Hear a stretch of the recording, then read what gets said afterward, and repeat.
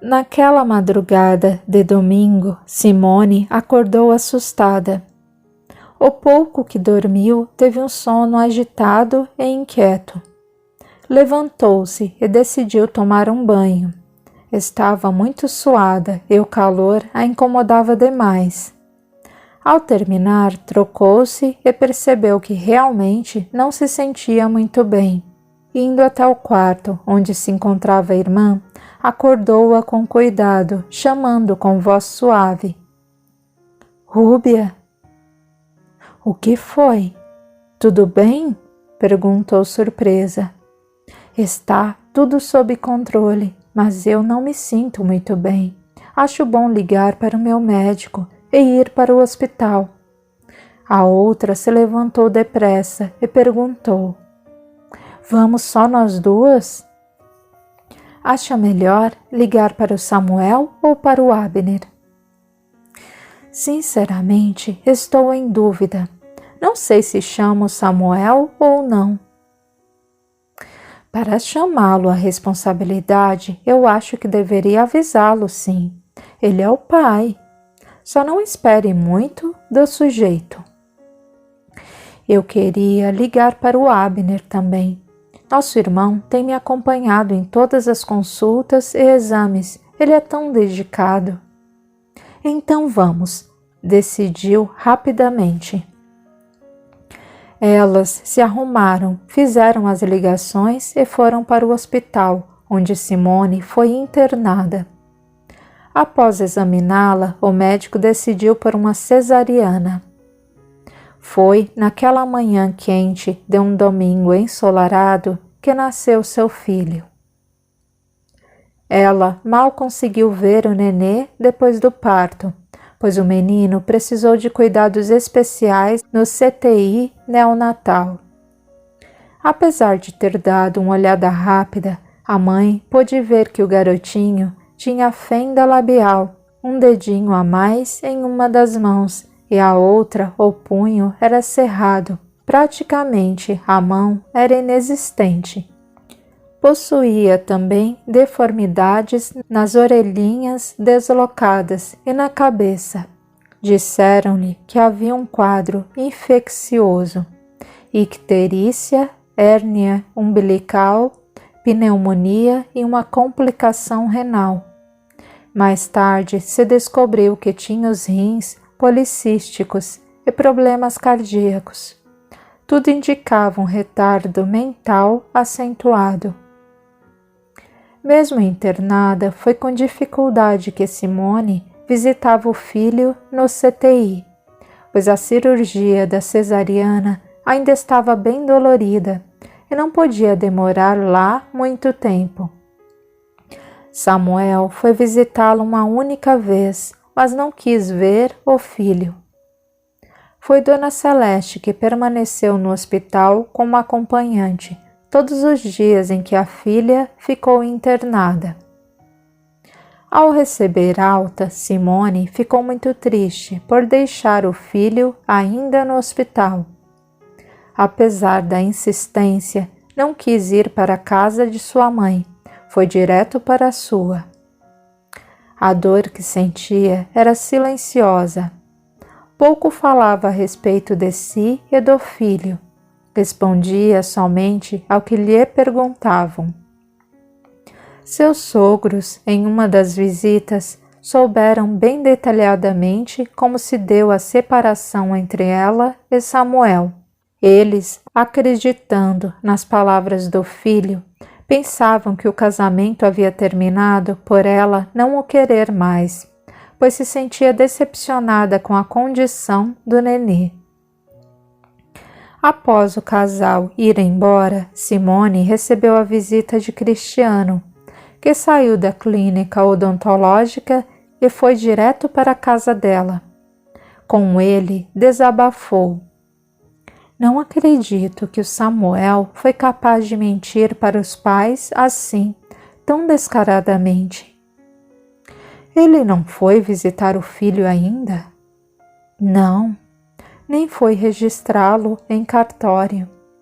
Na próxima semana, após retirar os pontos, eu mesma terei de ir registrá-lo. Você acredita nisso? É tão difícil, Cris. É difícil estar sozinha nessa situação. Apesar de ter junto a mim minha família e meus amigos, eu precisava do pai do meu filho me apoiando. Tem momento em que acredito que não vou suportar.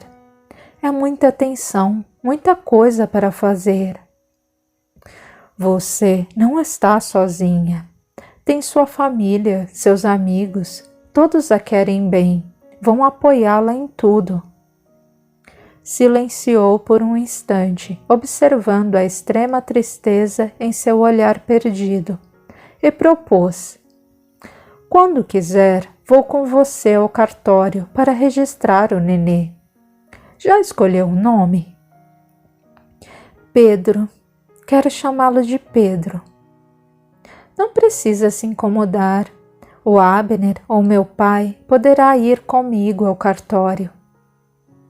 Amigos se auxiliam. Esqueceu? Vou com você, sim. Veja o que fez comigo.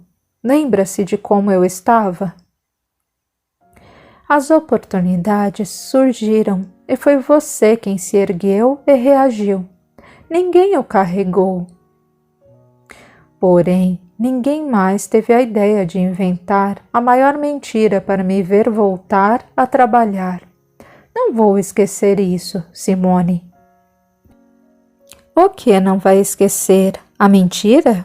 Sorriu ao brincar. Não vou esquecer nem a mentira, nem a iniciativa e preocupação para me tirar daquela situação em que me encontrava. Deixe disso. Então, vou com você ao cartório e fim de papo.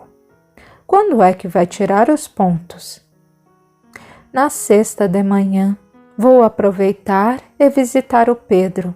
Depois vou ao cartório. Acho que pela ausência do pai, tenho de levar a certidão de casamento, não é? Acho que sim. Um momento e comentou: estou impressionado com o despreparo de seu marido. Desculpe-me dizer isso, mas... Meu ex-marido, você quer dizer? Ele é alguém que merece de nós piedade. Pena por ser tão imaturo, pobre de espírito. Irresponsável, cruel, ignorante, desumano, desabafou. O que mais me impressiona é o fato de eu não ter percebido que ele era assim. Foi preciso um acontecimento sério e importante para o Samuel se revelar. Desculpe me perguntar, Simone, mas... Você gosta dele como antes? Não, respondeu ligeira. Meu amor por ele se foi como aquele vaso lindo de cristal que quebra, mas que não se sente falta. Acho que foi pelo desprezo que recebi. Jamais esperei isso do Samuel e fiquei tão decepcionada, contrariada, que não sinto mais nada por ele. Nesse momento chegou o Senhor Salvador em companhia da esposa. Dona Celeste decidiu ficar alguns dias com a filha. Contudo, naquela tarde, foi até sua casa para cuidar de algumas coisas e o marido trouxe-a de volta. A senhora havia entrado pelos fundos e foi recolher roupas no varal e cuidar de outros afazeres. Por isso, nem viu a filha com a visita de Cristiano. O Senhor Salvador foi direto para a sala e alegrou-se. Como vai, doutor? Que bom encontrar o senhor aqui. Pode me chamar de Cristiano e de você, Senhor Salvador. Por suas experiências de vida, sou eu quem lhe devo respeito e preciso chamá-lo de senhor. Vejam só, isso é exemplo de educação de berço, disse o homem que em seguida cumprimentou a filha. Acomodando-se no sofá, prosseguiu. É difícil hoje em dia ver jovem como você ser tão respeitoso assim. Os pais perderam o controle sobre os filhos e a molecada está desenfreada. Eles nos olham com desprezo e nos tratam mal por causa da idade e de nossa aparência. E olha que nem sou tão velho assim. Fazem isso como se nunca fossem ficar velhos. Talvez alguns não fiquem mesmo. Sem a educação dos pais, da família, esses jovens bebem, fumam, usam drogas e se metem em encrencas por causa das más companhias. E com isso acabam morrendo cedo, adoecendo cedo ou se mutilando. Quando a educação vem de pais com bom senso, pais que controlam seus filhos para orientá-los melhor, ela forma adultos melhores, respeitáveis, humanos. Concordo com o Senhor. Tive uma educação controlada, por assim dizer. Quando eu era adolescente, minha mãe, bem exigente, queria saber onde eu estava, com quem e o que fazia. Eu achava ruim.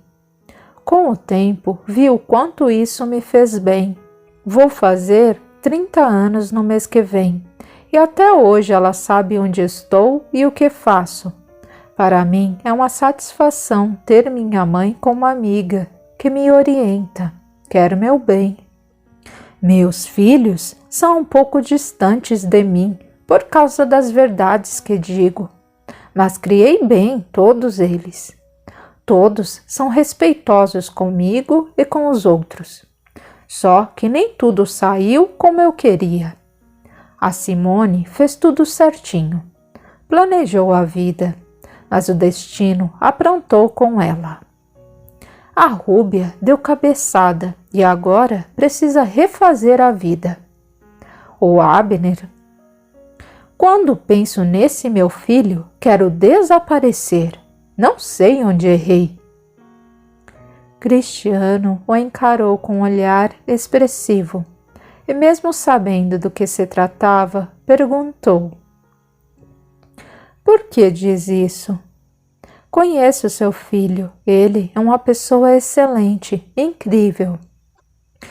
Como pessoa pode ser incrível, só que decidiu seguir por um caminho bem errado. Estou tão desgostoso por isso. Por que não fala, pai? Diga por que se decepcionou com Abner. Ora, Simone, quase se zangou. Meu pai começou a pensar assim desde quando ficou sabendo sobre a homossexualidade do meu irmão. Simone! Repreendeu-a bravo. Eu entendo o Senhor, seu Salvador. Muitas pessoas conservadoras não aceitam ou não se sentem bem quando o assunto é a homossexualidade. Viu? Ele me entende. Não consigo compreender o que deu nesse meu filho, desabafou. Meu único filho homem. Não sei onde errei. O Senhor não errou em nada. Homossexualidade é uma condição. Não é uma escolha nem uma forma de educação errada. Ora, rapaz, não me venha você também com essa história. Isso é safadeza. Desculpe-me, Senhor Salvador, disse de modo calmo e respeitoso. Eu entendo o Senhor e não vou dizer que está errado em pensar dessa forma. Como assim?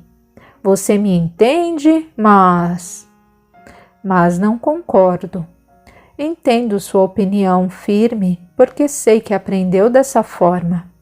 Quando isso acontece, é difícil mudar de ideia e convencer-se do contrário.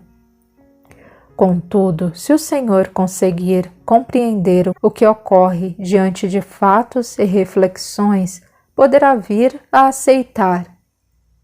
Não há quem me faça mudar de opinião e aceitar uma safadeza dessas, protestou.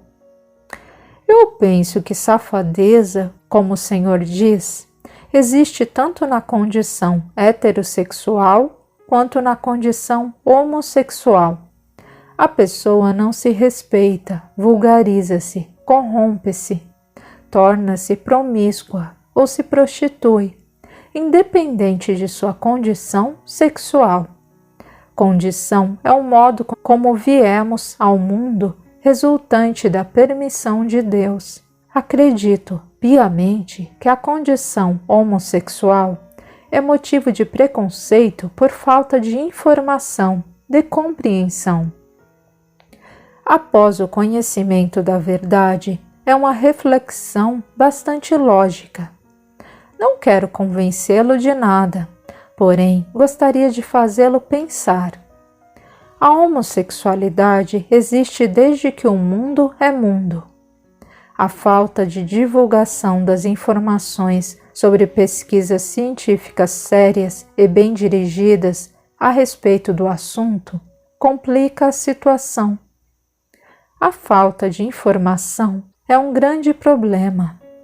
Além disso, muitas mentes e corações estão bem fechados.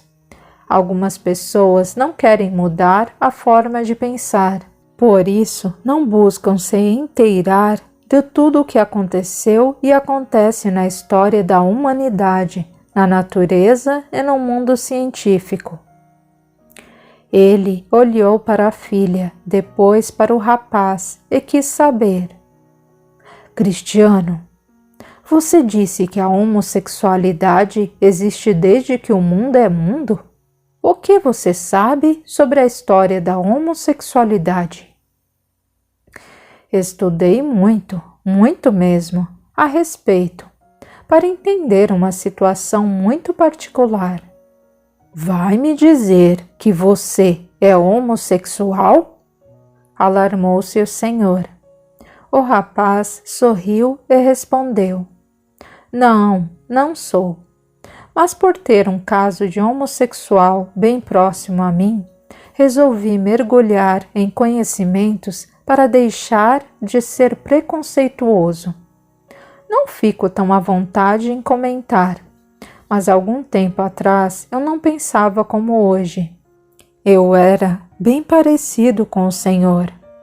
Em minhas pesquisas, aprendi que em culturas antigas e bem civilizadas, datadas do século V a.C., principalmente na Grécia clássica, tem-se comprovações da prática da homossexualidade. Apesar de os termos homossexual e heterossexual serem desconhecidos no idioma grego daquele tempo, para eles, ter preferência por rapazes ou moças era normal, dependendo da idade e das circunstâncias. Inúmeras imagens, esculturas, pinturas, biografias, textos filosóficos, etnográficos, discursos e muitos outros documentos comprovam a realidade dessas relações amorosas. Ninguém era contra? Perguntou o outro. A homossexualidade não era julgada pelos gregos desde que o cidadão tivesse o domínio sobre suas paixões. Era normal um homem casado ter uma esposa em casa, uma concubina e ainda se relacionar com prostitutas e efebos. A efebia era entre um homem mais velho e um bem mais jovem. Eram as qualidades masculinas do mais jovem, normalmente atleta com habilidades, força, velocidade, resistência, que atraíam o mais velho. E este mais velho era respeitado por sua sabedoria, experiência e comando. O que é efebo? Quis saber o Senhor. É um rapaz na puberdade, na adolescência, tornou Cristiano. A família do rapaz mais jovem, chamado de efebo, entregava-o ao mais velho, chamado de tutor. Ser aceito por um tutor era motivo de honra, de muito orgulho. A partir de então, o tutor o transformaria em um cidadão grego. Esse homem mais velho deveria protegê-lo, educá-lo e treiná-lo, para mais tarde ele, o Efebo, também se tornar um tutor. Eles deveriam desenvolver uma paixão mútua, porém precisariam dominar essa paixão, que era a base desse sistema de efebia. Junto com isso tudo, os dois se relacionavam sexualmente. A sociedade grega não aprovava o relacionamento homossexual entre homens da mesma idade. Nessa mesma civilização, as mulheres eram consideradas criaturas inferiores aos homens. Inferior em todos os sentidos: emocional, física e intelectualmente. A relação entre um homem e um rapaz não era julgada, mas eles não poderiam ter trejeitos femininos. Isso a sociedade não admitia. Para garantir o papel ativo do homem e de sua masculinidade, ele deveria ter uma mulher submissa, um escravo e um jovem homem ainda não desenvolvido, o Efebo, e relacionar-se com prostitutas. Na Grécia havia mulheres homossexuais? Indagou o Senhor Salvador. Quanto à homossexualidade feminina, também existe desde que o mundo é mundo. Tem-se registros no século VII a.C., devido a uma mulher, poetisa, de nome Safo, que viveu na ilha de Lesbo, uma ilha grega ao norte do mar Egeu. Os poemas de Safo são direcionados às mulheres, algo sempre destacado em suas obras. Por referência à ilha de Lesbo, ilha onde Safo nasceu, as mulheres homossexuais são chamadas de lésbicas. Ela foi objeto de muitas críticas feitas pelos próprios poetas da época, mas foi aclamada por suas obras. A sociedade machista inibiu o conhecimento sobre a vida das mulheres homossexuais. Por isso, não se tem tantos detalhes de suas vidas. Safo teve entre tantas mulheres uma preferida, sua maior amante, de nome Átis. Há muita controvérsia sobre sua verdadeira vida. Alguns pesquisadores dizem que Safo apaixonou-se por um homem de nome Faon, o qual ela perseguiu com um amor furioso. Não correspondida, dizem que Safo se suicidou, jogando-se do alto de um penhasco ao mar. Outros afirmam haver registros dela ter chegado à velhice. Foi uma mulher aclamada, glorificada por seu talento poético e chamada de a 10ª musa por entendidos e a bela por Sócrates. Tanto na Grécia Antiga como no Império Romano, nada se opunha à homossexualidade, ninguém a julgava. Havia somente uma boa definição entre os papéis masculinos e femininos. Você sabe quando começaram a implicar com a homossexualidade? Quis saber o pai de Simone. Houve uma mudança radicalíssima com a chegada do cristianismo. Na Idade Média, levantou-se uma oposição feroz contra a homossexualidade, pois o judaísmo, de onde se originou o cristianismo, sempre abominou tal condição e a considerou uma prática passível de pena de morte, incluindo-a na categoria do incesto, da bestialidade e do adultério. O que é bestialidade? Indagou o Senhor Salvador sem se inibir. Bestialidade é o ato de relacionar-se com um animal, prazer sexual com um animal, chamado de zoofilia. Continuando, apesar de Jesus Cristo nunca ter mencionado nada a respeito da homossexualidade, os cristãos, obviamente o cristianismo, consideraram que a prática sexual foi atribuída aos homens para fins só e unicamente reprodutivos. Sendo assim, consideravam que qualquer prática sexual que não levasse à procriação seria um pecado mortal contra Deus. Nessa época, o nome usado para a homossexualidade era sodomia. Aliás, o termo sodomia também era usado para masturbação, relação oral, relação interfemoral ou qualquer outra atividade sexual que não tivesse a finalidade de procriação. Por volta do ano 540, acreditou-se que pela prática da sodomia, e principalmente a prática homossexual de alguns, a natureza se revoltava contra toda a humanidade e provocava pestes, terremotos, maremotos, enchentes, fome coletiva, guerras, traições de reinos. Ou seja, todas as catástrofes coletivas significavam a vingança de Deus pela prática homossexual dos homens. Por isso, o imperador bizantino Justiniano decretou pena de morte para todos os homossexuais. Nos penitenciais, assim chamados os guias para confessores, a Igreja penitenciou a homossexualidade das mais variadas formas. Não só a homossexualidade, mas também outras práticas de sodomia, inclusive a relação sexual com a esposa durante a Quaresma.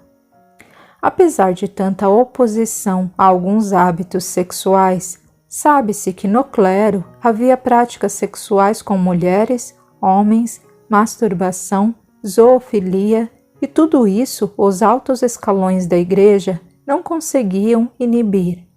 A Igreja pregava e acreditava que houve o dilúvio universal e as 5 cidades de Sodoma e Gomorra foram queimadas pelo fogo celestial e seus habitantes foram vivos para o inferno por causa da prática da sodomia. Mas não a detinha dentro da própria Igreja. Isso não foi só com a Igreja Católica. Em outras religiões, pastores, muçulmanos, pregadores populares e teólogos também acreditavam e pregavam o mesmo, mas não conseguiam impedir essas práticas entre os que congregavam a mesma fé. Cristiano contava empolgado.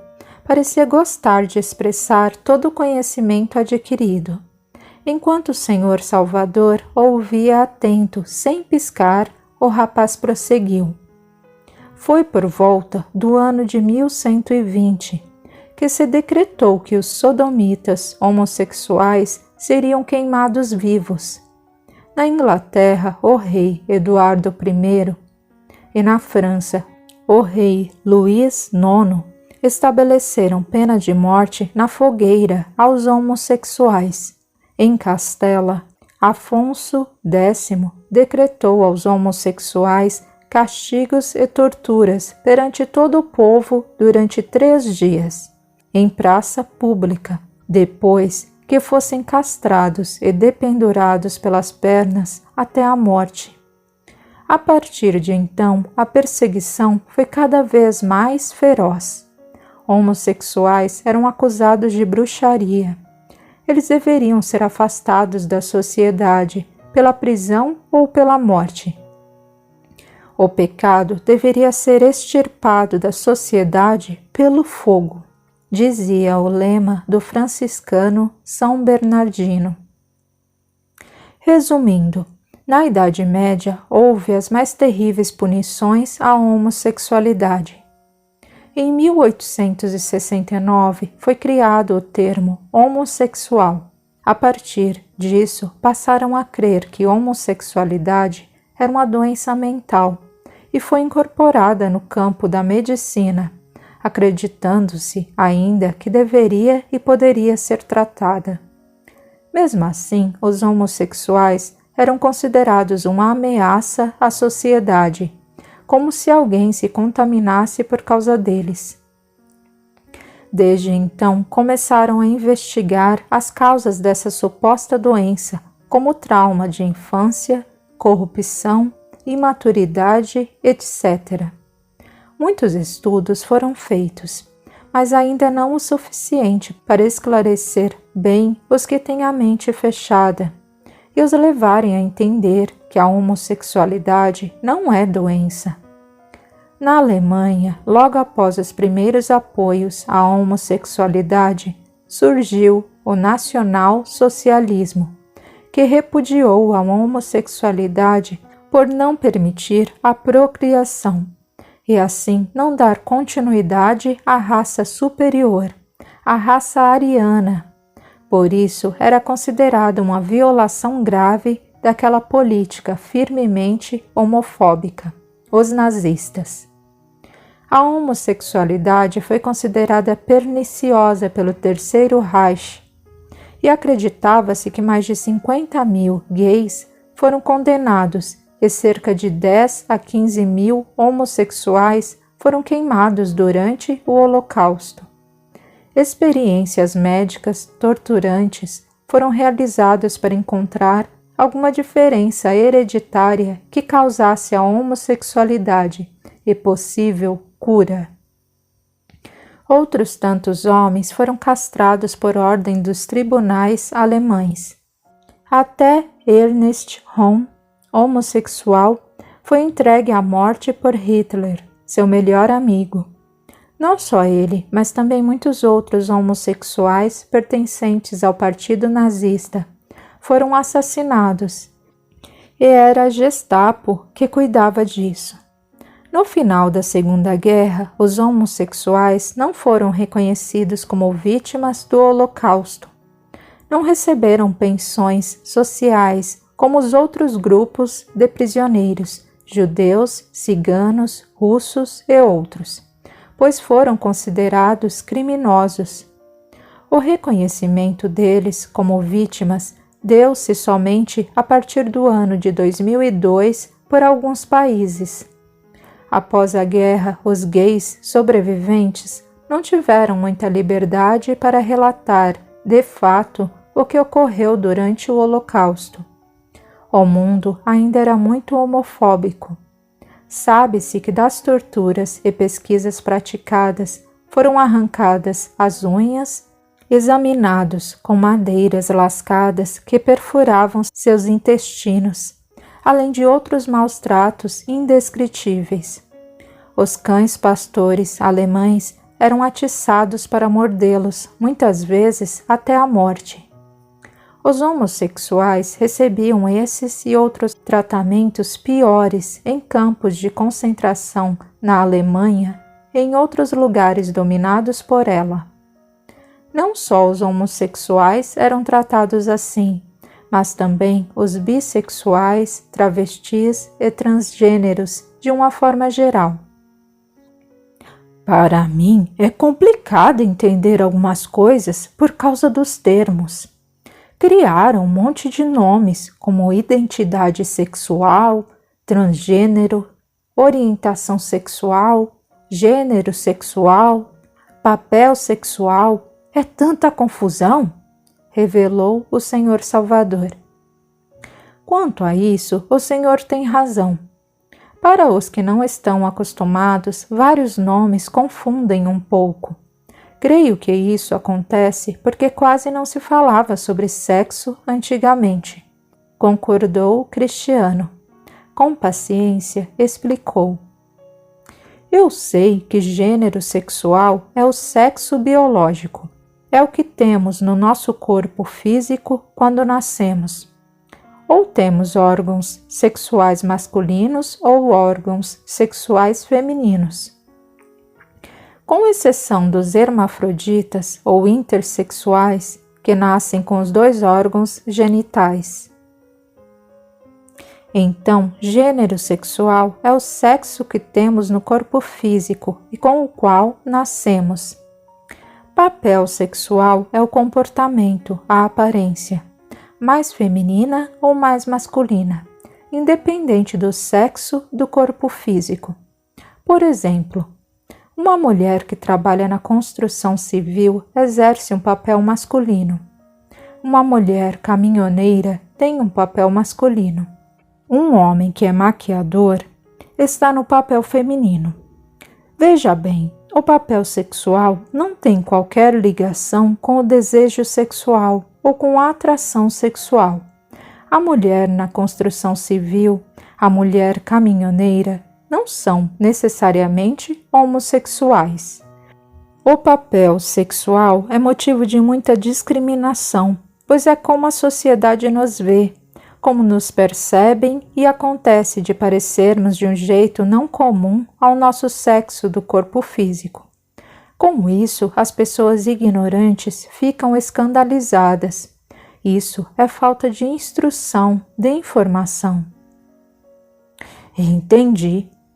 Então, um homem pode ser cozinheiro ou costureiro, que é um papel de mulher, e não ser homossexual, enquanto a mulher pode ser azulejista, que é um papel de homem, e ela não é homossexual. Exatamente. E muitas pessoas, sem conhecimento, ficam reparando, criticando e até ofendendo.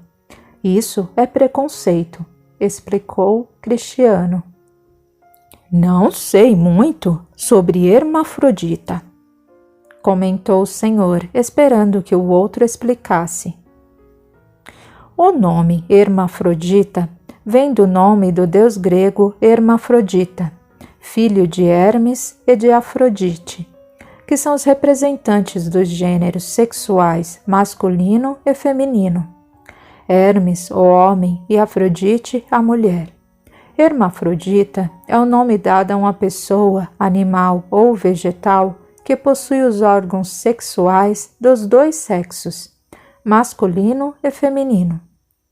É preferível o termo intersexual ao termo hermafrodita, pois hermafrodita era usado para pessoas que tinham os genitais masculinos e femininos visíveis e foi motivo de muito preconceito, pois hermafrodita era usado para pessoas que tinham os genitais masculino e feminino visíveis e foi motivo de muito preconceito.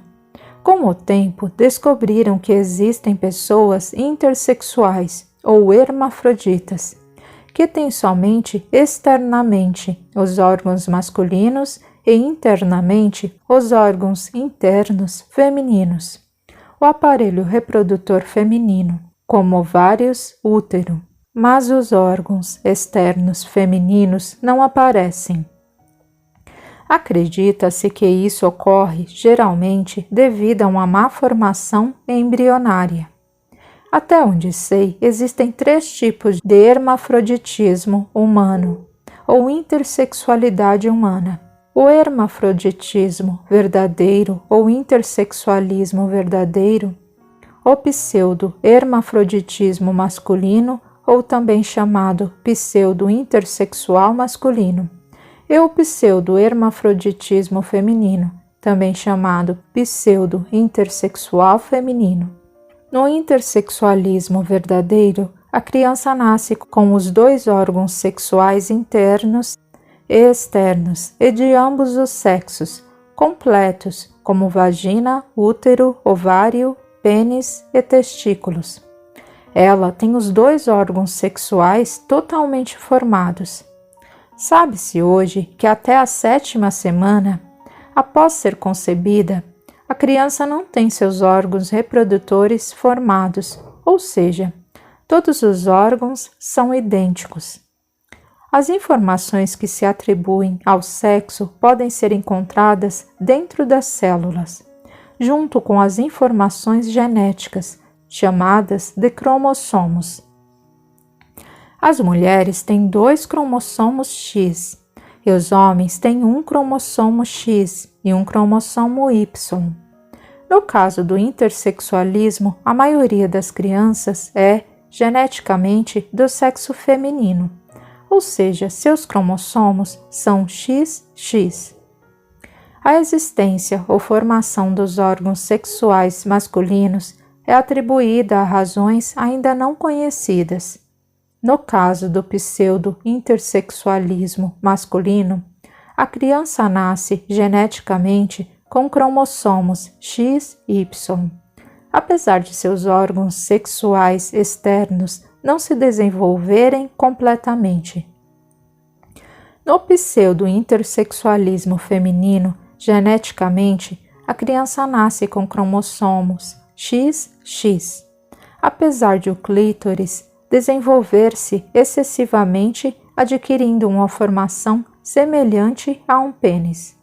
Acredita-se que, nesse caso, a causa não é genética, mas se dá por efeitos de medicamentos utilizados pela gestante, que muitas vezes não sabe que está grávida. São os cromossomos que provocam a formação de hormônios determinantes do sexo.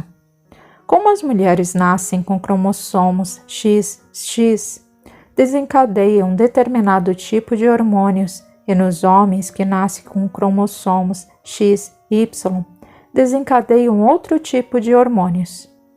Às vezes, determinadas pessoas nascem com cromossomos extras, ou seus cromossomos desencadeiam a formação de hormônios que confundem as fronteiras entre homens e mulheres. Nesse caso, pode-se levar ao desenvolvimento de órgãos reprodutores femininos em homens e masculinos em mulheres. Intersexualidade é uma condição. A pessoa nasce assim. Não é uma orientação sexual nem uma escolha. Ah, entendi, respondeu o senhor, que pareceu um tanto constrangido, pois nunca havia conversado a respeito de sexo com alguém, principalmente perto da filha. Porém, não se inibiu e quis saber mais. E quanto a esse raio de orientação sexual? Isso é o que orientamos nossos filhos sobre sexo? Não na linguagem sobre sexualidade. O que se oferece aos filhos é a educação sobre a sexualidade. Orientação sexual é o desejo, a atração que a pessoa sente. Deixe-me ver. Pensou um pouco e explicou melhor. A orientação sexual de alguém significa quem atrai essa pessoa para a prática sexual. Ela quer se relacionar com alguém do sexo oposto, do mesmo sexo ou tanto faz? A orientação sexual tem de ser heterossexual, homossexual ou bissexual. Ou a pessoa gosta de alguém do sexo oposto e é heterossexual, ou de alguém do mesmo sexo e é homossexual, ou tanto faz e é bissexual. Orientação sexual é com quem quero me relacionar? Com homem ou mulher? É isso? Sim, com quem se quer relacionar sexualmente. Eu pensei que era a forma como os pais orientavam os filhos. Fiquei me culpando muito por ter errado na forma de educar meu filho e por isso o Abner virou o que virou. Não, nada disso. A ideia de dar ou determinar um sexo para a criança e de que o gênero masculino ou feminino pode ser aprendido foi motivo de pesquisas e aplicações catastróficas. A palavra gênero tem inúmeras atribuições, se a procurarmos no dicionário. Prosseguiu Cristiano. Entretanto, no caso, o termo gênero é utilizado para marcar as diferenças entre homens e mulheres, não só as físicas, biológicas, mas também as atribuições na cultura e na sociedade. Em outras palavras, social e culturalmente, ou a pessoa pertence ao gênero masculino ou ao gênero feminino. Como eu já disse, gênero sexual é o sexo com o qual nascemos. Ou somos do gênero sexual masculino ou do feminino. Entendi, empolgou-se. Mas conta, o que de catastrófico aconteceu? Acreditava-se que quando a criança nascia com um sexo, podia se mudar de gênero. Essa era a teoria de muitos, principalmente de um psicólogo, sexólogo, pesquisador e escritor chamado Dr. John Money, que realizou pesquisas sobre a identidade sexual e da biologia do gênero. Para ele, o gênero era algo que poderia ser aprendido. Por exemplo, um menino poderia ser educado como uma menina, ensinado a ser uma menina e viveria naturalmente como uma menina, e se tornaria uma mulher desde que os pais reforçassem persistentemente o gênero feminino nele. O Dr. John Money era muitíssimo conceituado e trabalhava no famoso hospital John Hopkins, considerado um dos maiores hospitais do mundo, em Baltimore, Estados Unidos da América do Norte. Aconteceu que em uma família houve o nascimento de gêmeos idênticos. Os dois meninos, com aproximadamente 8 meses de vida, foram fazer uma circuncisão, uma cirurgia onde se corta o prepúcio, pele que cobre a glande do pênis. Durante essa cirurgia, ocorreu uma descarga elétrica muito forte no instrumento cirúrgico de cauterização. Foi tão forte que todo o pênis de um dos meninos gêmeos foi totalmente danificado, em vez de circuncidado. Esse caso foi levado ao conhecimento do Dr. John Money, que acreditou ter a solução para o problema.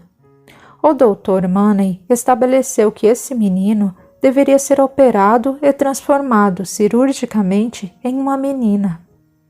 Deveria ser ensinado a viver com o gênero feminino. Por essa razão, foi feita uma outra cirurgia, onde removeram os testículos. O Dr. John ainda recomendou um tratamento hormonal. Então, o menino cresceria acreditando e agindo como mulher. Lembrando que esse menino tinha um gêmeo idêntico. Oportunidade perfeita de a ciência provar a teoria de que uma criança nascida com um gênero poderia ser ensinado a viver com outro gênero. Isso era por acreditarem que o homossexual era homossexual por causa da forma como foi criado, por algum trauma vivido, ou seja, a pessoa era homossexual devido a fatores exteriores de sua vida, ou modo de educação e criação. Por muitos anos, o Dr. John publicou artigos científicos falando do sucesso de seu experimento e sobre a mudança bem-sucedida. Soube-se depois que todas as afirmações desse psicólogo eram falsas. O menino nunca foi feliz, nunca se identificou com o sexo feminino. Não agia nem se comportava de forma feminina quando era criança. As tentativas de socializá-lo como menina falharam todas. Ao descobrir a verdade, esse menino, chamado David Heimer, ficou decepcionado com a mentira e tentou por todos os meios reparar a dor, o sofrimento emocional por causa de toda a enganação. Na adolescência, ele quis voltar a ser do sexo masculino. Tomou hormônios masculinos. Tentou cirurgias reconstrutivas para reconstruir o pênis, mas não houve sucesso. Sua vida tornou-se muito problemática, confusa, triste. Enfrentou inúmeras dificuldades. Por volta dos 38 anos de idade, David Heimer não suportou mais e se suicidou. Quando a verdade sobre esse fato foi revelada, a teoria do Dr. John Money desmoronou junto com sua imagem. Nos Estados Unidos, realizam-se cerca de 5 cirurgias por dia em crianças intersexuais. Crianças que nascem com formações genitais que fogem aos padrões socialmente determinados para o sexo masculino ou feminino, com o objetivo de atribuir o sexo e anormalizar os órgãos genitais. Elas são feitas para que os pais se tranquilizem emocionalmente e para que as crianças intersexuais não experimentem o sofrimento emocional de crescer diferente. O pior é acreditarem que a criança vai se adaptar ao gênero, masculino ou feminino, concedido, se for devidamente reforçado. Muitos discordam totalmente dessas cirurgias, pois elas podem provocar terríveis danos, diminuindo consideravelmente a sensibilidade dos órgãos genitais, o que prejudica uma vida sexual saudável. Ou pior, podem restituir órgãos genitais com o gênero contrário ao que se acredita. Como assim? Quis saber o Senhor.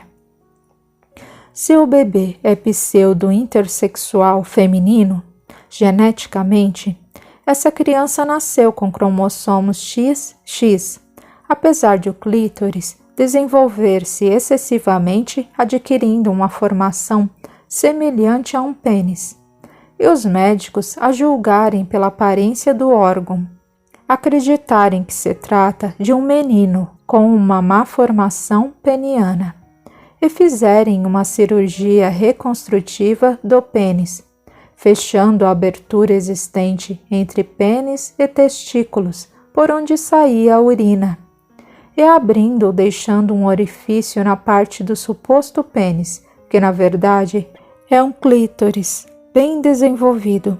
Transformaram cirurgicamente uma menina em um menino. Somente quando essa criança crescer vão descobrir o engano. Já ocorreram muitos erros desse tipo, levando a terríveis sofrimentos emocionais, angústia mental, desespero, depressão, podendo chegar ao suicídio. Os intersexuais são considerados transgêneros também. Quando há dúvida, e principalmente sem o consentimento do transgênero ou intersexual, não se deve fazer nenhuma cirurgia. A pessoa precisa ser madura o suficiente para decidir o que é melhor para ela mesma. Acredita-se que no mundo todo, cerca de 1% da população nasce intersexual, mas há os que acreditam que esse número seja bem maior. E esses transgêneros, o que é isso? Para mim, isso era coisa de soja. Cristiano sorriu e explicou pacientemente. Transgênero é um nome usado quando a expressão de gênero não corresponde ao papel social, à aparência sexual, designado ao gênero sexual da criança ao nascer. Trans significa além de, e gênero é a característica física. Quando a pessoa é denominada de transgênero, quer dizer que ela é além daquela característica física. É um termo novo para reunir intersexuais, transexuais e travestis. No intersexual, a pessoa nasce com os 2 órgãos sexuais, ao passo que no caso de transexual, a pessoa possui um corpo com sexo biológico inadequado para sua mente. Um corpo masculino de um transexual masculino é totalmente impróprio, aversivo para sua mente feminina. A transexual masculino acredita ser uma mulher, sente-se totalmente mulher. É uma alma feminina presa em um corpo masculino. Por isso, ela quer mudar de sexo, pois por via de regra não aceita seu corpo de jeito nenhum. E o contrário também existe, ou seja, uma alma masculina presa em um corpo feminino. Os transgêneros transexuais mostram-se contrários ao corpo físico desde bem pequenos. No caso das transexuais masculinos, a identidade sexual não está de acordo com seu sexo físico biológico. Por isso, sua identidade sexual é feminina, apesar de seu corpo ser masculino. Essa pessoa com certeza quer uma mudança, uma cirurgia em seus órgãos sexuais, mudando-os de masculino para feminino. Conhecemos a irmã de um amigo nosso que é transexual feminino. Ela nasceu com gênero sexual feminino, ou seja, o sexo do seu corpo biológico é feminino, mas sua mente, seu psicológico é totalmente masculino. Ela se sente homem, veste-se como homem, acredita ser homem e é contrária ao sexo físico que possui. Apesar de seu corpo feminino, sua identidade sexual é masculina. Lembrou Simone para exemplificar. Exatamente.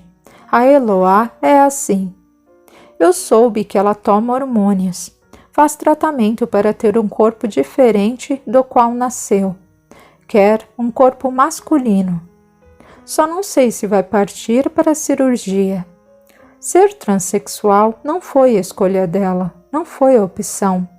Ela é mentalmente assim. É a sua condição. Breve pausa e Cristiano prosseguiu. Já o travesti é bem diferente. No caso de um travesti homem, ele sabe que é homem, mas quer se vestir de mulher devido ao lado feminino existente em seu ser. Ele geralmente pode ter duas identidades sexuais, ou seja, gosta de homens e de mulheres, ou pode gostar só de homens ou só de mulheres. O travesti se sente homem e mulher. Os dois conceitos se unem dentro dele, apesar de ele ter somente um órgão sexual, ou masculino ou feminino. Há momentos em que se sente homem, em outro, mulher. Porém, não quer neutralizar nenhum dos dois gêneros nele, nem em sua mente. Não quer dar outra definição ao seu corpo, mudando seu órgão sexual, fazendo cirurgias para mudança de sexo. Ele costuma adaptar seu corpo com implantes de silicone, aplicações e outros artefatos para ter ao máximo a outra parte que não tem fisicamente. Baseando-se na maioria dos travestis, que são homens, vemos que eles querem ter seios, quadris, lábios cheios, mas sem deixar de ter características masculinas.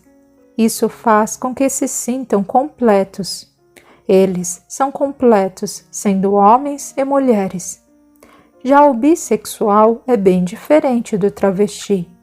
O bissexual sente atração física e emocional por pessoas dos dois sexos, com níveis de interesses que variam de pessoa para pessoa. O bissexual necessariamente não tem um papel social diferente, ou seja, um homem bissexual não precisa obrigatoriamente vestir-se ou falar de forma afeminada, ou ocupar-se de um papel sexual feminino na sociedade, o que é válido também para a mulher bissexual. E o homossexual nessa história? Tornou o Senhor. O homossexual é aquele que se atrai por alguém do mesmo sexo. Não necessariamente precisa ter trejeitos femininos ou masculinos, ou vestir-se de forma diferente de seu gênero, ou assumir papéis sexuais diferentes de seu sexo. Sendo assim, a orientação sexual dele ou dela é pelo mesmo sexo, ou seja, a pessoa homossexual se atrai por alguém do mesmo sexo. E identidade sexual, o que é? Identidade sexual é como a pessoa se vê e se percebe. Somente ela mesma sabe em qual quadro, dentro desse universo, encaixa-se. Na cabeça dela, ela é o quê? sexualmente falando? Gosta do quê? Prefere o quê? Um homossexual masculino pode ter uma identidade sexual masculina, assim como um heterossexual, pois ele não quer ser mulher, não quer ser passivo, ele só gosta de homens. Há também o homossexual homem, que gosta de homens e deseja ser passivo em uma relação com outro homem. Porém, ele não quer se transformar cirurgicamente em mulher. Se a pessoa sabe qual é sua orientação sexual, ou seja, qual a sua preferência sexual, ela conhece sua identidade sexual. O mundo está virado, eu não aceito isso. É bom tomarmos cuidado com a intolerância, Senhor Salvador. A intolerância e o preconceito têm origem na ignorância. A verdade é que há um amplo grau de contraste entre a extremidade no masculino e feminino. A variação de gênero existente entre os seres humanos não é aberrante, anormal ou antinatural. A variação de gênero é puramente natural, faz parte da natureza. Nós estamos vivendo entre seres que vão além, muito além da tradicional categoria de machos e fêmeas. O senhor sabia que há plantas hermafroditas ou intersexuais? O homem não respondeu e Cristiano continuou. Além de inúmeros animais que apresentam comportamento homossexual, como girafas, pinguins, baleias, chimpanzés, golfinhos e outros. Milhares de seres à nossa volta são hermafroditas, ou seja, são intersexuais, possuem os dois órgãos sexuais, masculino e feminino. Crustáceos marinhos, chamados de cracas, que vivem presos em rochedos e em cascos de embarcações, são animais em que mais de 90% são intersexuais. Grandes porcentagens de estrelas do mar são intersexuais. Bois e lesmas são hermafroditas ou intersexuais e precisam de parceiros para procriarem. No mar, cerca de 1/3 dos peixes é hermafrodita. Há uma gigantesca diversidade de gênero e sexualidade no mundo, bem maior do que imaginamos. Calcula-se que quase metade das espécies vivas no planeta vai além das conhecidas categorias de macho e fêmea. Se estudarmos e conhecermos a fundo, descobriremos que a variação de gênero vista, muitas vezes, como anormal e rara, é completamente natural e não tão rara assim. Os transgêneros, os homossexuais, os bissexuais não são diferentes do resto da natureza criada por Deus. Eles são obras do próprio Deus. Certamente, para muitos, não será fácil a aceitação dessa nova realidade de sexo e gênero. Porém, não é a primeira vez que a raça humana se depara com crenças errôneas enraizadas na cultura.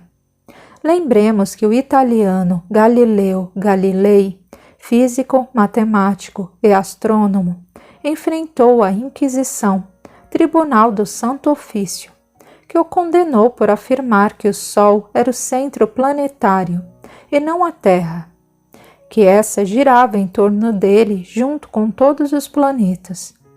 Isso contrariava alguns apontamentos da Bíblia, segundo a Igreja. Galileu precisou negar suas ideias e foi condenado à prisão por tempo indeterminado, mesmo estando muito doente. Ele morreu cego e longe do convívio familiar e social. Quase 350 anos depois, a Igreja Católica o absolveu. Mas acho que isso de nada adiantou. É mesmo, disse o Senhor pensativo. Como essa, muitas outras coisas tidas como únicas, reais, já foram desmascaradas e outras ainda vão ser. O mesmo vale para a nossa crença sobre sexualidade e gênero. O mundo não está dividido somente entre macho e fêmea, e isso é questão de conhecimento. Cristiano fez breve pausa e considerou: podemos comparar a intolerância à homossexualidade, bissexualidade e aos transgêneros com a intolerância e o preconceito que tinham contra a mulher no passado e até hoje. Em muitos lugares do mundo, a mulher ainda é submissa, subjugada. Tem valor inferior a animais, que são mais bem tratados do que elas. Houve muitas lutas das mulheres para conseguirem o pouco de reconhecimento que têm hoje. Em algumas sociedades, quando uma menina nascia em épocas difíceis e de escassez, ela era morta pelo pai ou alguém que controlasse a situação. O que é isso? Alarmou-se o homem, contrariado. Algumas tribos africanas, famílias de esquimós, tinham essas práticas e provavelmente tenham-nas até hoje. Casos mais isolados também aconteciam em sociedades europeias orientais. Só por nascer mulher eram mortas. Em toda a história da humanidade, vemos mulheres submetidas a um sistema desumano de trabalho sem acesso à cultura, espancadas, maltratadas, abusadas sexualmente e sem o direito de reclamar. A busca das mulheres por respeito, dignidade social, pessoal e profissional é muito longa. Desde que o mundo é mundo. Em épocas bem recentes, vimos isso. Na Inglaterra, por exemplo, há 2 séculos, mulher sozinha era um problema social. Solteiras e viúvas geravam preocupações para o poder econômico, que chegou a cogitar o envio dessas mulheres para as colônias inglesas, para elas executarem sua função de fêmeas e procriarem. Algo bem animalesco, em minha opinião. Se isso acontecia em pleno século XIX na Inglaterra, país de primeiro mundo, imagina no resto do planeta. Precisaram surgir grandes movimentos feministas para as mulheres começarem a ser aceitas. Acho as feministas muito agressivas, opinou o pai de Simone. Talvez elas precisem mesmo ser firmes para reivindicarem os direitos feministas, pois com silêncio e submissão não se consegue nada. Ser firme, talvez, seja confundido com agressividade. Aí é que entra o termo papel sexual. Para a mulher ser firme no que deseja, no que reivindica, ela pode parecer diferente para a sociedade que a vê, erroneamente como masculinizada ou algo assim. Foi preciso, e ainda é, muita atitude e ação por parte delas para que tenham garantidos seus direitos e também para que seja reconhecido seu senso de capacidade, sem que destruam seus dotes femininos. Ainda acho que elas têm muita luta pela frente. Ainda não são valorizadas como devem, nem no nosso país e menos ainda em outras culturas, em que até hoje são queimadas, apedrejadas até a morte, expostas a todo tipo de crueldade, humilhação, e devem ficar quietas em total silêncio. Veja, é preciso só acusação de traição, sem provas, para jogar ácido no rosto de uma mulher e deformá-la, matá-la e ficar impune, como se nada tivesse feito o homem que a agrediu hediondamente. Fico aterrorizado quando lembro que isso acontece hoje, ali, em outro país, por falta de bom senso, no mínimo. Existem culturas, ainda hoje, que não permitem às mulheres menstruadas rezarem para Deus, pois acreditam que nessa condição estão imundas, sujas e não podem orar. lembrou Simone, que até então só ouvia. É verdade. Esquecem que quem criou a mulher com a condição de menstruar foi Deus, e creem que ele não pode receber dessa sua criação uma oração. Isso é incoerente. Vejo que o mesmo tipo de discriminação e preconceito é praticado com aqueles que assumem sua homossexualidade, sua intersexualidade, seu modo transgênero. Só espero que não precise acontecer algo terrível, como o que aconteceu com as mulheres em Nova York, para começarem a reconhecer seus direitos. Você está falando do Dia Internacional da Mulher? Questionou Simone. Sim, isso mesmo. A data de 8 de março foi escolhida para representar o Dia Internacional da Mulher, a fim de simbolizar a emancipação feminina, porque em 8 de março de 1857, em Nova York, operárias de uma fábrica de tecido realizaram uma passeata e depois ocuparam o local onde trabalhavam, fazendo grande greve. Elas desejavam melhores condições de trabalho, redução de carga horária para 10 horas, pois a fábrica exigia que trabalhassem 16 horas por dia. Reivindicavam um salário igual ao dos homens, que recebiam 3 vezes mais para fazer exatamente o mesmo serviço.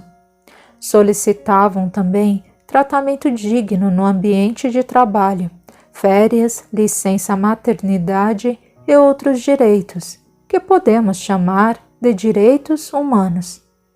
Elas estavam reunidas em aproximadamente 130 tecelãs e não queriam deixar a fábrica até que os proprietários prometessem cumprir as exigências. Com a chegada da polícia nova-iorquina no local, a fábrica foi fechada e os patrões incendiaram o prédio com todas essas mulheres dentro. Todas elas morreram queimadas e ninguém foi punido como deveria. Esse fato repercutiu muito na época através da imprensa.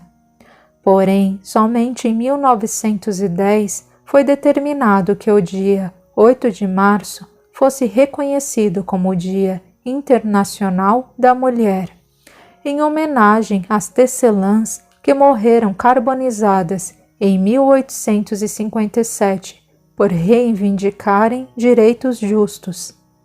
Mas o universo machista é tão intolerante que somente em 1975, se não me engano, essa data foi oficializada pela ONU, Organização das Nações Unidas. Alguns dizem que esse é o Dia da Mulher e os outros 364 dias do ano são dos homens. Odeio essa brincadeira, reclamou Simone.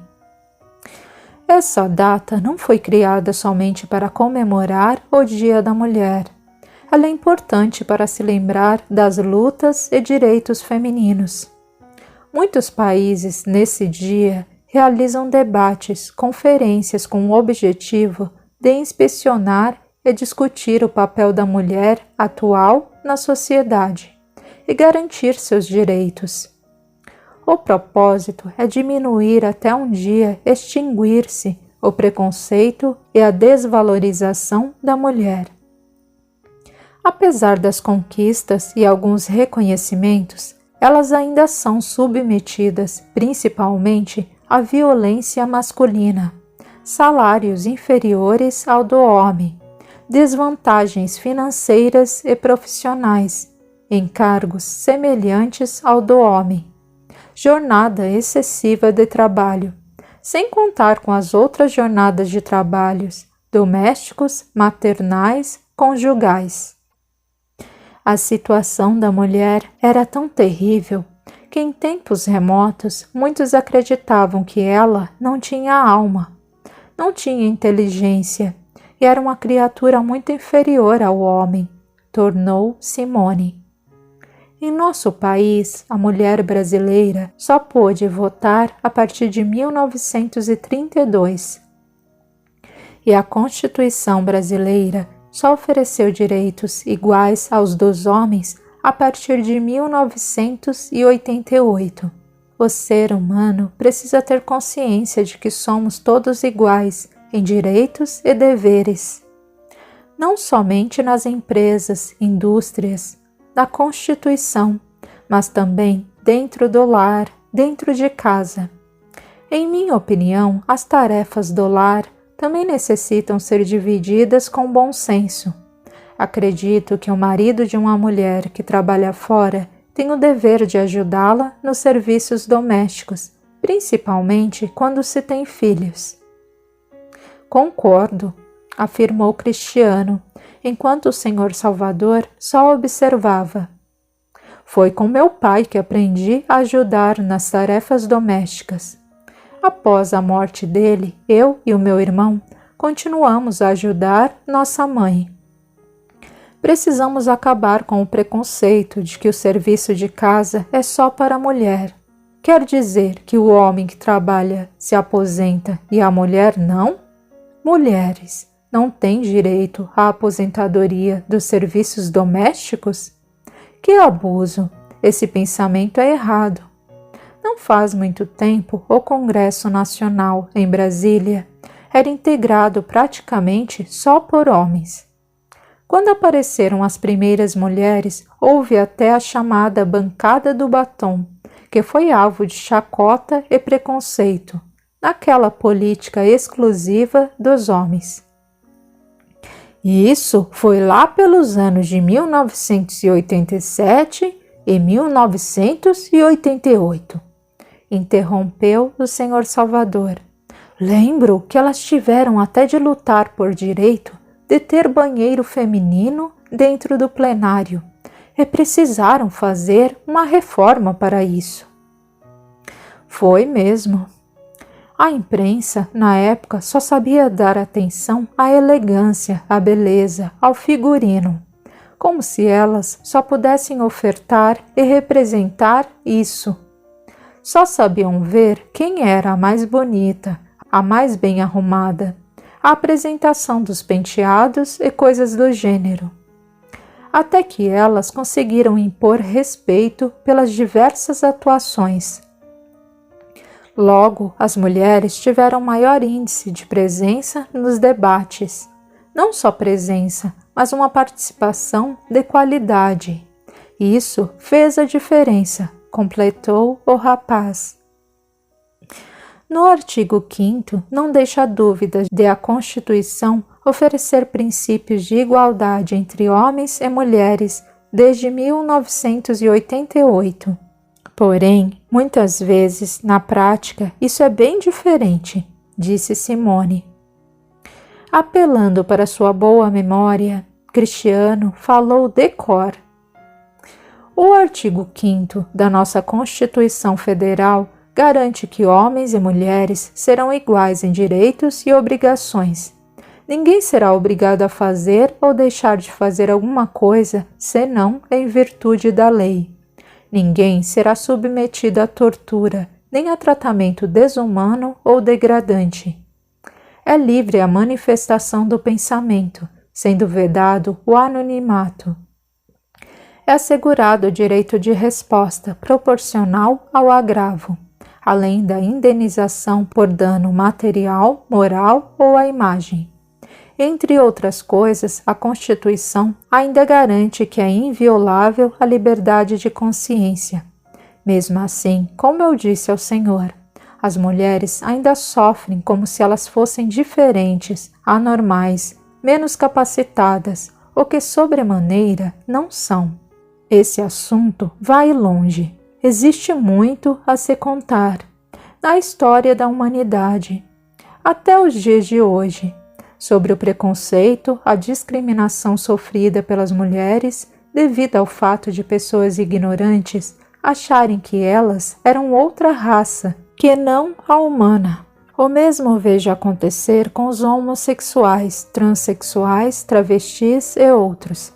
Eles são rejeitados hoje as forças armadas, em muitas empresas, instituições, religiões. São discriminados em muitas sociedades e há, inclusive, pena de morte para homossexuais em países muçulmanos. Neles, mata-se oficialmente alguém só por ser homossexual, isto é, mata-se por consequência das leis. Apesar de em outros países, homicídio e lesão corporal serem crimes, há grupos homofóbicos extremos que lesam gravemente e matam homossexuais e transgêneros pela razão de eles terem essa condição. Isso é absurdo. Estão vivendo e pensando como aqueles grupos de pessoas ignorantes que matavam e maltratavam mulheres por serem mulheres. A ignorância não é só nesse sentido, ela vai mais além. Já ouviu falar que algumas tribos indígenas brasileiras, nos dias de hoje, matam as crianças com problemas físicos ou mentais por elas nascerem nessa condição? Comentou Simone. Já chegam a enterrá-las vivas.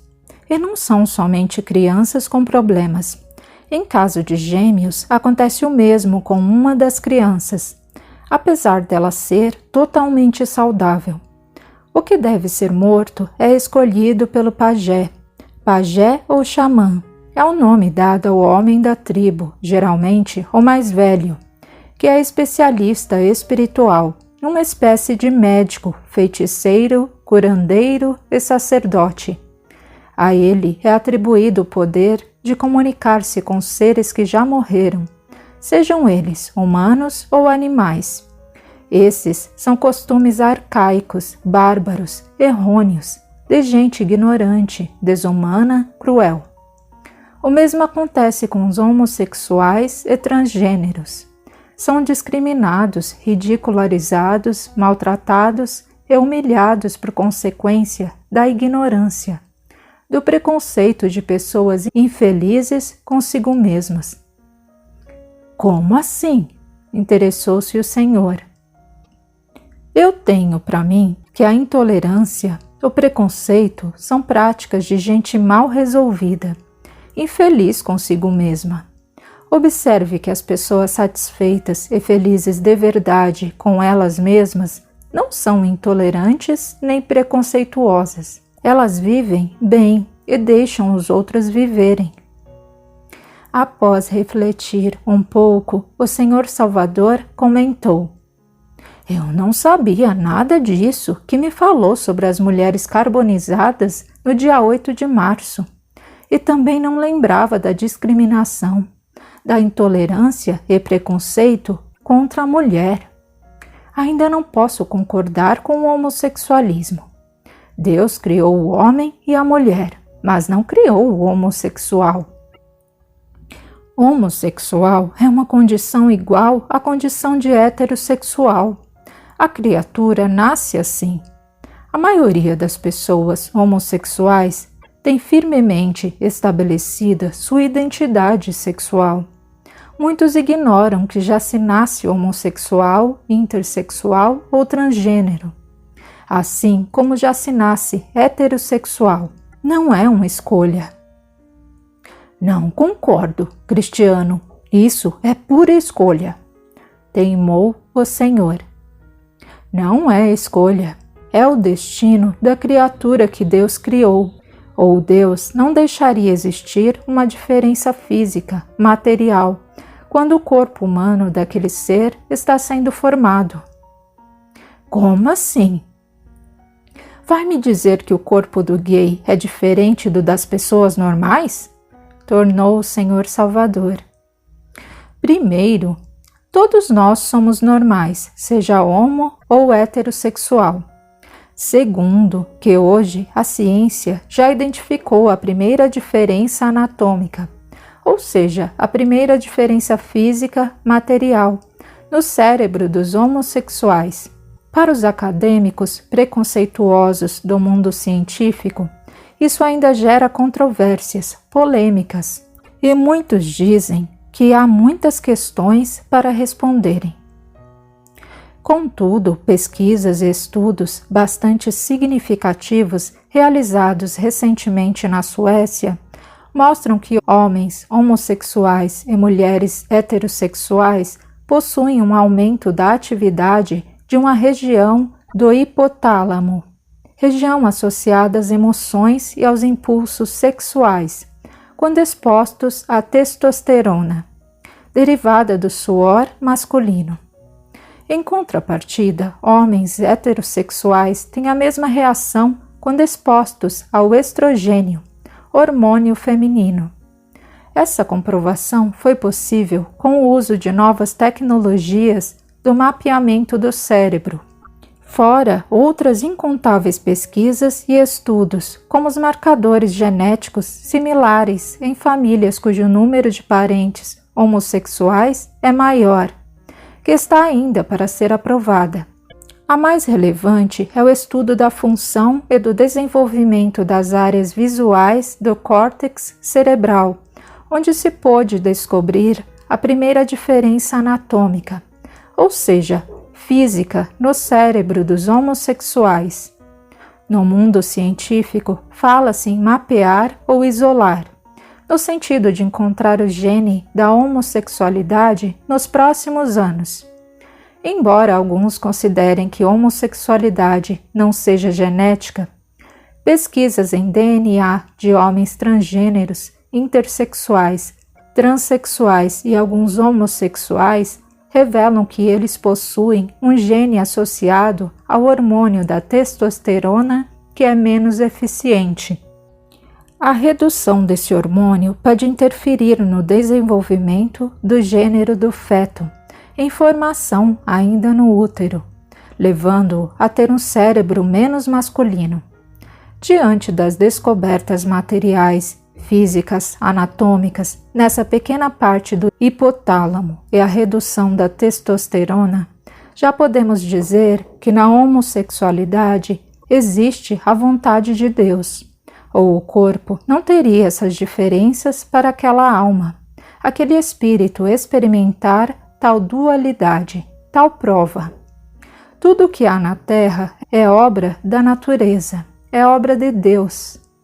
Assim sendo, qualquer condição de se viver neste mundo, sexualmente falando, não se trata de escolha, mas sim de destino. Nesse sentido, eu não falo a respeito das atitudes, do comportamento humano. Já ouvi dizer que os homossexuais deveriam sublimar, ou seja, não praticar sexo, abster-se do sexo. O que você acha disso? Perguntou Simone. Isso depende de cada um. Em minha opinião, entendo que a relação sexual é o processo, é o ato que garante a reprodução das espécies. Como estamos falando da espécie humana, devemos entender que o ato sexual é o mecanismo responsável pela variabilidade genética e contínua da espécie e, consequentemente, a sobrevivência da raça humana. Se a relação sexual devesse obrigatoriamente ser usada somente para fins reprodutivos, conforme alguns dizem ser essa a vontade de Deus na passagem bíblica, crescei e multiplicai, então os heterossexuais também deveriam se abster do sexo. Não praticar o sexo quando não fosse com a finalidade exclusiva de procriar. Como é que é? Quis entender o Senhor Salvador. No pensamento de alguns, o sexo só pode ser praticado entre um homem e uma mulher, porque entre esses dois a finalidade do ato sexual seria para se multiplicar. Com essa mentalidade, o casal heterossexual que não quisesse ter mais filhos não deveria mais ter relações sexuais, deveria sublimar também. Penso que se abster do sexo não é correto. O sexo tem função fisiológica, biológica e inconsciente, que resulta em muitos benefícios. A energia sexual é criadora. O problema é como se pratica o sexo. Homossexuais, transgêneros e heterossexuais podem usar mal esse ato quando há vulgaridade, promiscuidade, vida leviana. Esse comportamento, com certeza, vai incomodar sua consciência um dia. Alguns viciados em sexo precisam de tanto auxílio psicológico quanto um viciado em álcool, drogas, jogo, etc., seja homo ou heterossexual. Há muitos homossexuais infelizes que usam drogas e bebem porque são homossexuais, disse o Senhor Salvador. O vício em drogas e o alcoolismo não são exclusividade dos homossexuais, explicou o rapaz. O Senhor está enganado se pensa assim, o que talvez, veja bem, eu disse talvez, pode acontecer é um homossexual ter uma família rigorosa, intolerante, ignorante. E quando essa pessoa descobre sua homossexualidade, enfrenta uma grande luta emocional, uma preocupação excessiva com a sua condição, por causa da família que tem. Depois de muito conflito, não sabe o que se passa com ele. Confuso, e para tentar aliviar o estresse e o conflito, pode entrar pelo caminho do álcool ou das drogas. Pode passar a ter uma vida promíscua, corrompendo-se. Porém, Senhor Salvador, muitos heterossexuais em conflito também optam pelo caminho das drogas e do alcoolismo. Por outros incontáveis motivos, inclusive na área sexual. Vamos lembrar que muitos homossexuais não se desviam para esses vícios de jeito nenhum. O que mais maltrata o homossexual é a rigorosidade ignorante e intolerante da família, dos conhecidos, da sociedade e a sua própria ignorância. O que o maltrata é ele não entender qual a sua condição. Por algum tempo, Cristiano observou o Senhor pensativo. Aguardou um instante e esclareceu. Sou espírita. Apesar de haver muitos espíritas ignorantes e até intolerantes a respeito do assunto sobre homossexualidade, o que os fazem ser assim não é a filosofia espírita, são suas próprias opiniões e o desconhecimento do assunto. A doutrina espírita, sua codificação não é preconceituosa e praticamente não se manifesta a respeito disso. Lembra que o espírito não tem sexo e podemos encarnar homem hoje e mulher amanhã. A doutrina espírita defende a tese de que quanto maior a evolução de um espírito, mais aproveitamento ele teve nas experiências vividas. Isso indica experiências como homem e mulher, sofrendo conflitos, harmonizando suas práticas em diversas vidas, incontáveis provas, exercícios, tentativas, ensaios e tudo que Deus nos colocar à disposição. Devemos viver, seja o que for, com moral e amor incondicional a nós e aos outros. Por que se nasce homossexual ou transgênero? Por que esse sofrimento? Todos nós estamos em trânsito evolutivo. Por isso, como já disse, nascemos necessitados de inúmeras experiências. Nascer na condição homossexual ou em qualquer outra não significa sofrimento ou expiação. Só se é infeliz se sofre quando não se aceita o que acontece consigo mesmo, quando se vive na ignorância. Ao entender e aceitar sua condição, a pessoa pode se transformar em provedora de bênçãos, luz e amor. O mais importante não é a forma como o espírito reencarna, mas sim o uso que ele faz de suas condições, de seus atributos. Todos temos direito a opções. Isso é chamado de livre-arbítrio. Mas quando nos depravamos em relacionamentos múltiplos e perdemos o senso de equilíbrio, o amor próprio, nós nos desvalorizamos, desmoralizamos. Isso sim nos leva ao sofrimento. E gosto de lembrar que isso serve para relações extraconjugais de casamentos entre heterossexuais. Dizem que Deus é bom, mas onde está sua bondade nisso? Perguntou o Senhor em tom de desabafo. A bondade de Deus encontramos na reencarnação. É por meio dela que o espírito aprende a amar, a não fazer o mal e viver bem para evoluir para um mundo melhores, pois Jesus disse que há muitas moradas na casa do Pai, e eu acredito nele. Ao reencarnarmos, nascemos com todas as possibilidades necessárias para crescermos. Mesmo quando experimentamos dificuldades e provas difíceis, essas situações são para a nossa evolução, para o nosso bem. Longos minutos em que o silêncio imperou. O Senhor Salvador ficou pensativo e nada disse por todo esse tempo. Pareceu rever seus conceitos e suas crendices tão equivocadas. Descobriu que havia mais a aprender sobre o mundo e a natureza do que podia imaginar. Cristiano sorriu e concluiu: Sabe, Senhor Salvador, eu não gosto de ter fé cega sobre qualquer assunto. Por isso, aprecio muito a famosa frase do Mestre Jesus: Conhecereis a verdade e a verdade vos libertará. Pense em tudo o que conversamos.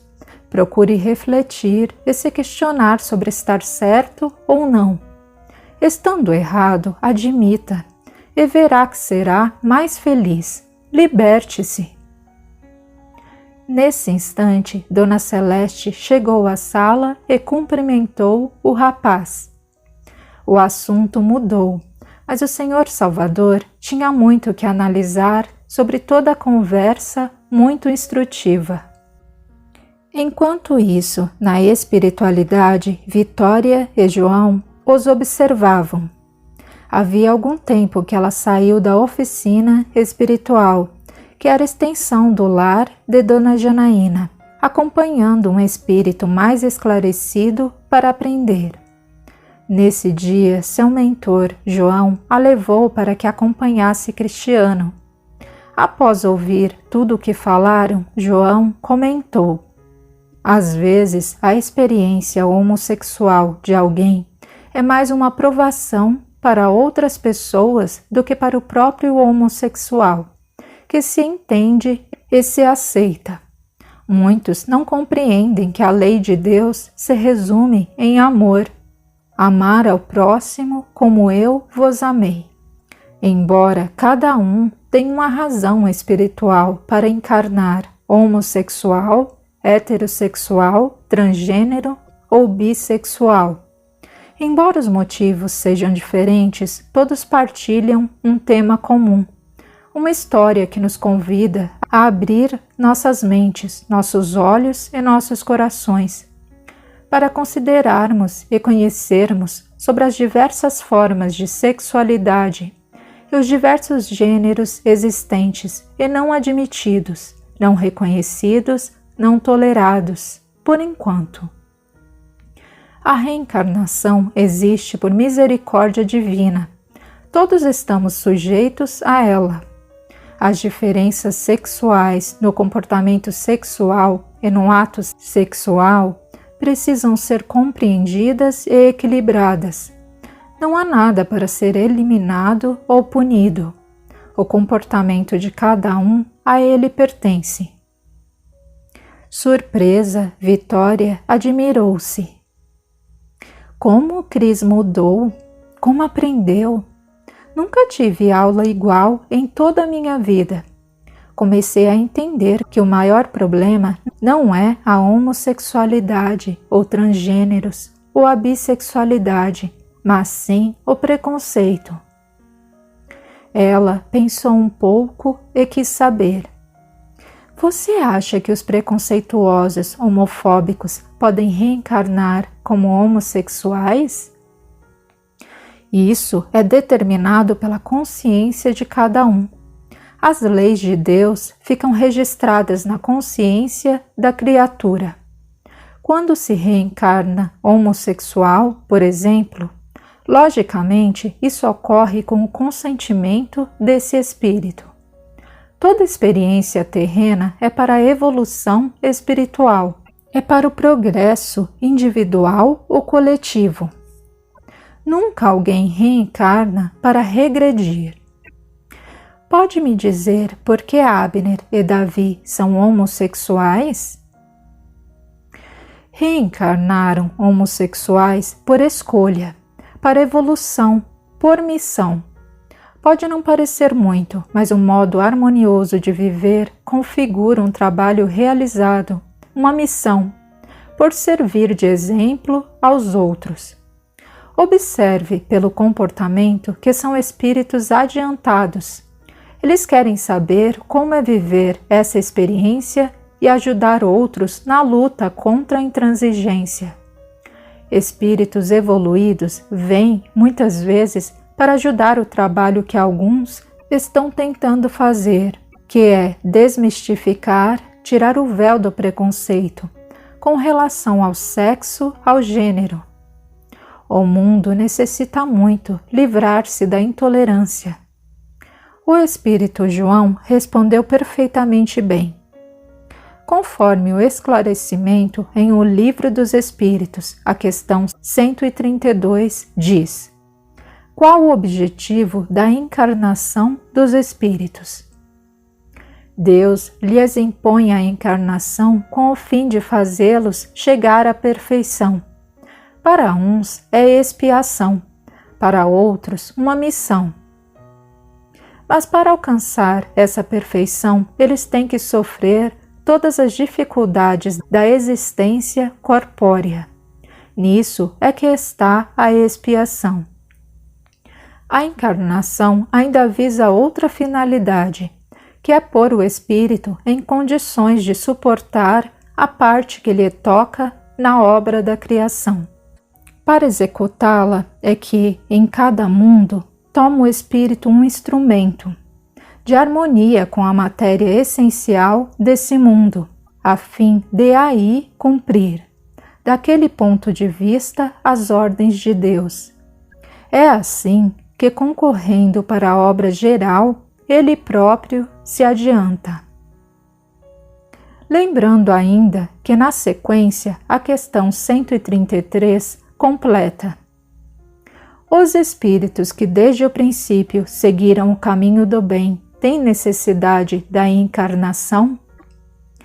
Todos são criados simples e ignorantes e se instruem através das lutas e tribulações da vida corporal.